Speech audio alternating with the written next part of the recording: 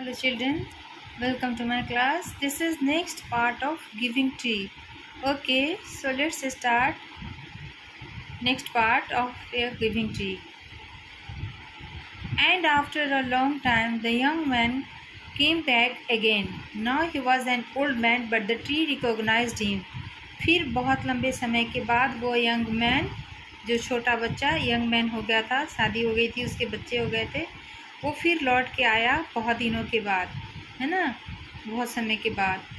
अब वो बूढ़ा आदमी हो गया था, है ना, लेकिन वो पेड़ जो है वो उसको पहचान गया।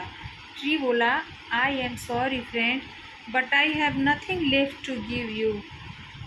बहुत दुख है दोस्त, अब मेरे पास कुछ बचा नहीं है तुम्हें देने के लिए। क्योंकि लास्ट क्लास में हमने पढ़ा था कि वो जब आया था पिछली बार तो वो अपने लिए घर मांग रहा था, तो पेड़ ने कहा था कि तुम मेरी लकड़ियाँ ले जाओ और उससे जाकर घर बनाओ।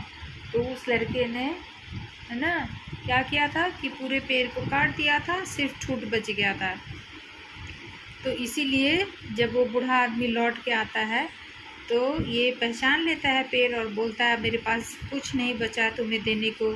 माई एप्पल्स आर गोन, मेरे तो सेव भी ख़त्म हो गए। Old man, my teeth are too weak for apples, अब मेरे दांत बचे नहीं हैं एप्पल खाने के लिए, बहुत कमज़ोर हो गए हैं। मतलब मेरे दांत अब एप्पल्स के लिए बहुत कमज़ोर हो गए हैं। ट्री बोलता है, माई ब्रांचेज आर गोन, मेरी शाखाएँ भी चली गई हैं। You can not swing on them, अब तुम उस पर झूल नहीं सकते हो। तो ओल्ड मैन कहता है, I am too old to swing on branches, अब मैं बहुत बूढ़ा हो गया हूँ शाखाओं पे झूलने के, है ना। बच्चे न झूलते हैं पेड़ की डाली पे, शाखाओं पे, तो वो बोल रहा है, अब तो मैं बूढ़ा हो गया हूँ। माई trunk is gonna, you can not climb, मेरा जो तना है, पेड़ का जो तना होता है ना, वो एक होता है मोटा सा, जड़ से जो लगा रहता है ऊपर, और उसके ऊपर बहुत सारे ब्रांचेज होते हैं। तो ट्रंक जो है वो, उसका तना, वो भी गायब हो गया, तुम चढ़ भी नहीं सकते हो। ओल्ड मैन फिर बोलता है, I am too tired to climb, अब मैं बहुत थक चुका हूँ, मैं चढ़ भी नहीं सकता हूँ। And this is the last page. Tree फिर बोलता, आई am sorry, I wish that I could give you something. हाँ, मैं दुखी हूँ, लेकिन मुझे लगता है कि काश मैं तुम्हें कुछ दे पाता, but I have nothing left, लेकिन मेरे पास कुछ बचा नहीं है। I am just an old stump, अब मैं सिर्फ एक बूढ़ा ठूठ हूँ। आई एम सॉरी, बोलता है वो पेड़। ओल्ड मैन बोलता है, dear tree, you have always given, तब वो बूढ़ा आदमी बोलता है कि प्रिय पेड़, तुमने हमेशा दिया है, तुमने मुझे हमेशा दिया है, but now I don't need much, लेकिन अब मुझे कुछ चीज़ की ज़रूरत नहीं है। Just a quiet place to sit and rest, अब मुझे सिर्फ शांत से बैठना है और आराम करना है। ट्री खुश हो जाता है, बोलता है, well an old stump is good for sitting and resting on, बहुत अच्छा, ये जो ओल्ड स्टम्प है इस पर तुम बैठ सकते हो, रेस्ट भी कर सकते हो। Come friends sit down and rest, आओ दोस्त बैठ जाओ, आराम करो, है ना। तब नरेटर बोलते हैं, द ओल्ड मैन डिड, बूढ़ा आदमी जाकर वहाँ बैठ जाता है। And the tree was still happy, और वो जो पेड़ है वो अभी भी खुश है। तो ये कहानी थी बच्चों, अ गिविंग ट्री, जो हमेशा कुछ न कुछ देता रहता है।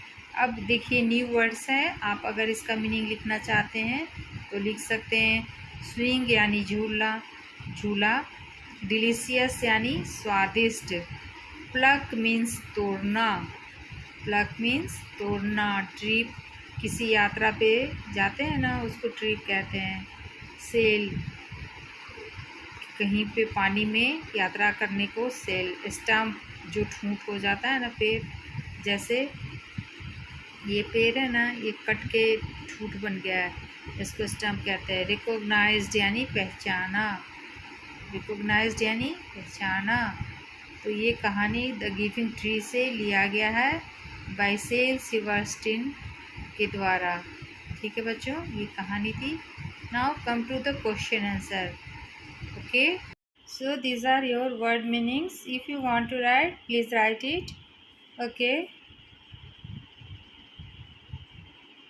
swing means झूलना, delicious स्वादिष्ट, pluck तोड़ना, ट्रिप किसी जगह की यात्रा, सेल जल यात्रा, रिकॉग्नाइज पहचानना, स्टम्प मीन्स ठूठ।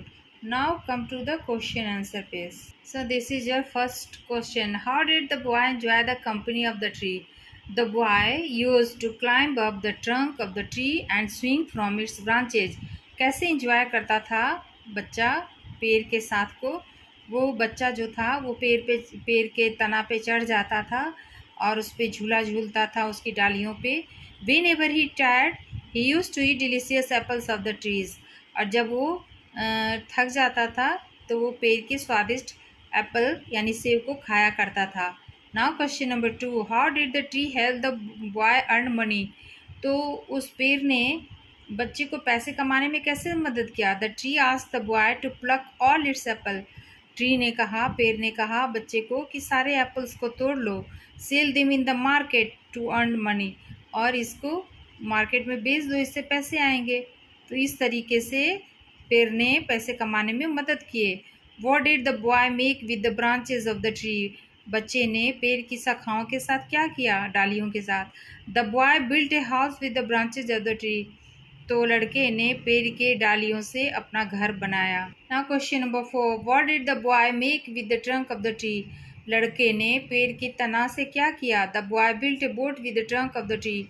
लड़के ने पेड़ के तना से नाव बनाया। How was stump of the tree useful? उसके ठूठ अब उसके लिए क्या काम के बचे? उस पर वो the old man wanted to sit and rest. वो बूढ़ा आदमी था, अब वो उस पर बैठना चाहता था और आराम करना चाहता था। He was weak and tired, चूँकि वो थक चुका था और कमज़ोर हो गया था। The stump was best place to sit and rest. Stump जो था उसके लिए बैठने और आराम करने के लिए अच्छा जगह था। Therefore in this way stump of the tree was helpful. इस तरीके से स्टम्प जो था उसके लिए मददगार था। Why is play called the giving tree? क्यों इस नाटक को गिविंग ट्री कहा गया? The play is called the giving tree because the tree always gives something or other in order to make the boy happy. इसलिए कहा जाता है क्योंकि वो जो पेड़ था हमेशा कुछ न कुछ देता रहता था बच्चे को खुश करने के लिए। Therefore the play is called the giving tree. इसलिए इस नाटक को गिविंग ट्री कहा गया। ओके बच्चों, now this is the fill in the blanks, make new words and complete the sentences. The children love to sing. Loud में ly जोड़िए, loudly. Read your lesson silently. हर वर्ड में ly लगा देंगे। Throw the ball slowly. The tree gave its fruit to the boy happily. Do your work neatly. You have to add ly in each word. Fill in the blanks with the correct word. My mother went to market and bought a kilogram of apples. मेरी माँ market गई और वो 1 kilogram apples खरीदी, क्योंकि 1 kilogram तो बच्चों 1 and many है ना, तो 1 किलोग्राम तो मेनी हो गया, तो उसमें एप्पल्स करेंगे। एप्पल मतलब 1, 1 यानी 1 और मेनी है ना, तो यहाँ पे बहुत सारे खरीदे तो एप्पल्स होगा। A dozen banana and a dozen, sorry बच्चों यहाँ पे बनाना होगा, यहाँ पे ऑरेंजेज होगा, ठीक है। A dozen banana, a dozen bananas and a dozen oranges. यहाँ पे ऑरेंजेस कीजिएगा, बनानास को यहाँ कीजिएगा। Look carefully and understand. ये बनानास में से यहाँ बनाना लिखना है और यहाँ पे ऑरेंजेस लिखना है, ठीक है। I love orange, so I ate an orange. अब देखिए यहाँ पे ऑरेंज क्यों लिखा गया, क्योंकि यहाँ एंड, ए और एंड जो है बच्चों वो एक के लिए यूज़ करते हैं, तो यहाँ पे एक ऑरेंज खाया इसलिए यहाँ पे ऑरेंज हुआ। यहाँ बहुत सारे बनाना जो ऑरेंज की बात हो रही है तो यहाँ पे एस प्लूरल वाला चीज़ लगा है ना। माय ब्रदर वांटेड अ बनाना, ए एक का सिंबल होता है तो एक लेना है तो बनाना, ठीक है। बहुत सारे होंगे तो उसमें ए से ई एस, ठीक है। And my sister asked to an apple, यहाँ भी ए और एन ये दोनों जो हैं बच्चों 1 के लिए यूज़ होता है ना। एन और एक दोनों का मतलब एक ही है, एन हम लगाते हैं वॉवेल के लिए, जो वर्ड वॉवेल से शुरू होते हैं। जैसे ए के एप्पल के पहले ए है, तो जो भी वर्ड वॉवेल से शुरू होता है बच्चों, ए ई आई ओ यू, उसके आगे हम एन लगाते हैं, है ना। तो एन एप्पल यहाँ, ठीक है। A tree has one trunk, यहाँ पे ट्री में कोई वॉवेल नहीं है तो यहाँ ए ही रहेगा। ए वन है और ऐसे भी वन है, तो वन के लिए ट्रंक, नॉट ट्रंक्स, ठीक है। एस या एस जो है हम वन से मेनी में यूज़ करते हैं। तो this is your question answer आपका कंप्लीट हो गया बच्चों। आशा है कि आपको समझ में आया होगा। लाइक और सब्सक्राइब करना नहीं भूलना बच्चों, मुझे अच्छा लगेगा। यही मेरे लिए आपका लाइक और सब्सक्राइब ही सब कुछ है, और मुझे इससे पता चलेगा कि आप मुझे देख सुन रहे हैं। ठीक है बच्चों, thank you, love you all.